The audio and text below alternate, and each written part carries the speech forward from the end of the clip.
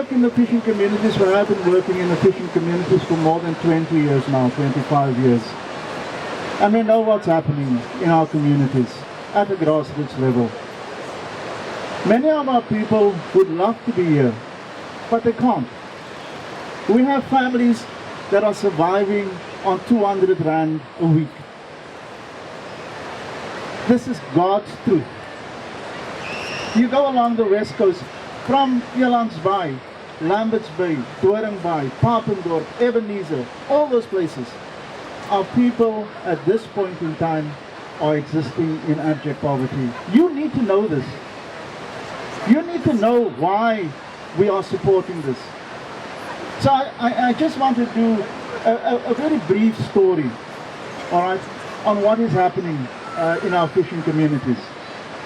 And I want to go back maybe, let's say 300-400 years, when there were no regulations, when there were no fishing rights allocations, when native communities harvested according to their needs and not their wants, when they understood what a good custodian of natural resources was or were.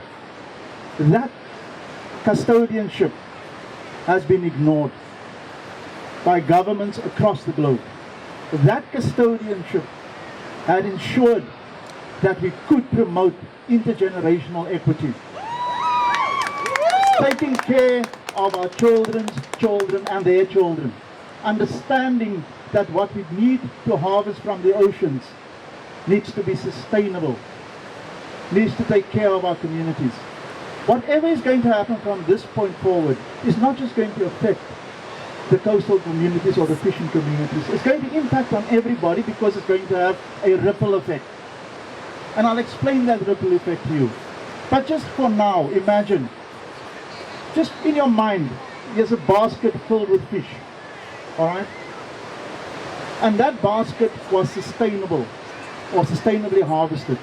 Now, we come to the time when capitalism entered the fray, when greed and gluttony entered the fray, when one was more driven by material needs than social harmony or social upliftment. Once they started with that, our people's rights were taken away by the introduction of regulations. So the basket was reduced by about 20%. Then came the apartheid years. And we need to talk about it. Because this is who we are, we South Africans. We need to talk about it.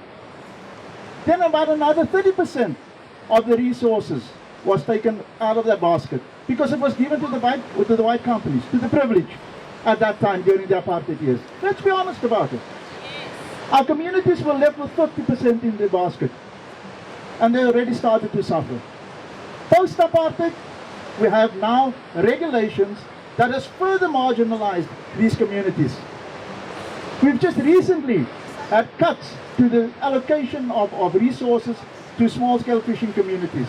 We have, since 2012, we have a small-scale fisheries policy which hasn't been implemented.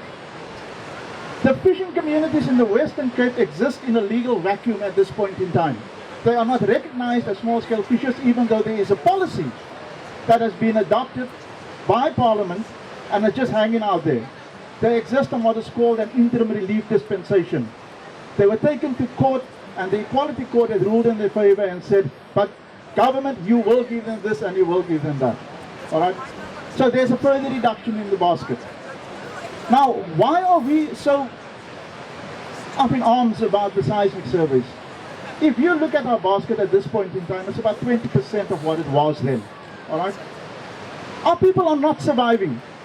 They are simply not surviving.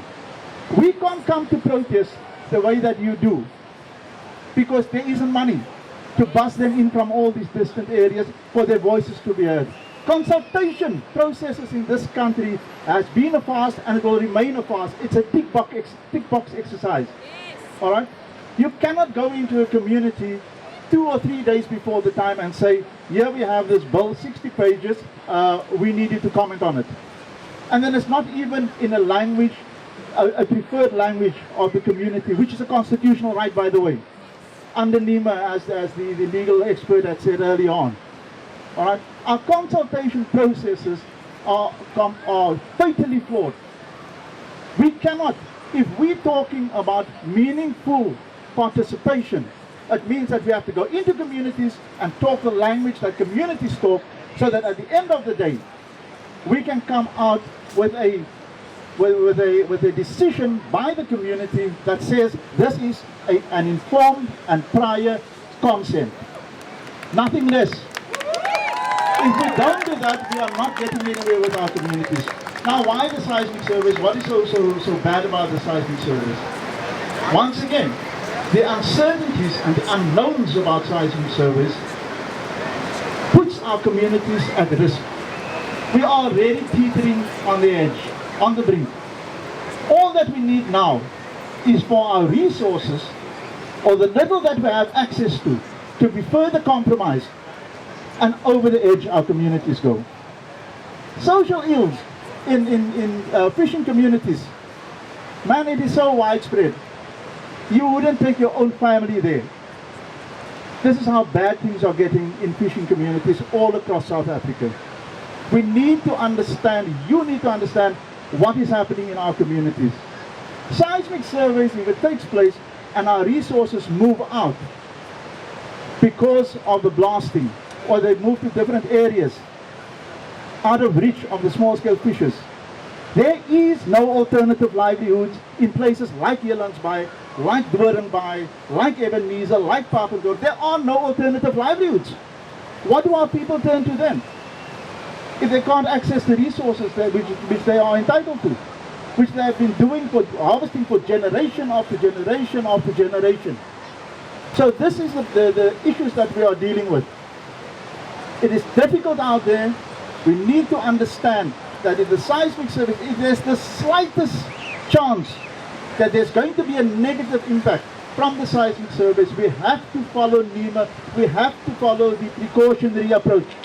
It is law, and government is ignoring that. The law says that if you are uncertain, you have to follow the precautionary approach, which means you have to cease what you are doing until there is more certainty around what the impact of these seismic surveys are going to have on the community, on the environment, on the resources. And we are not doing that. And we compelled by law to do that.